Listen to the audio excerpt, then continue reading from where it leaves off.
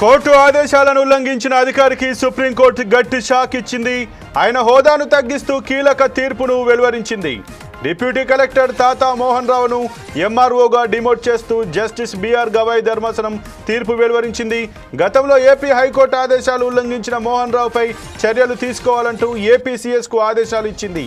అధికారులు చట్టానికి అతీతులమనే భావన తగదని ఈ సందర్భంగా జస్టిస్ గవాయ్ ధర్మాసనం వ్యాఖ్యానించింది.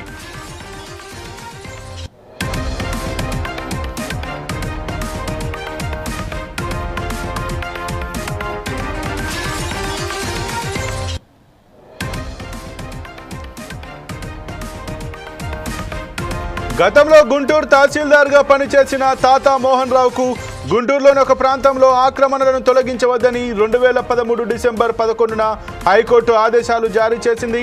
అయితే హైకోర్టు ఆదేశాలను ఆయన ఉల్లంఘించి 2014లో ఆక్రమణల్ని తొలగించారు. దీంతో ప్రస్తుతం డిప్యూటీ కలెక్టర్గా పదోన్నతి పొందిన మోహన్ రావుకు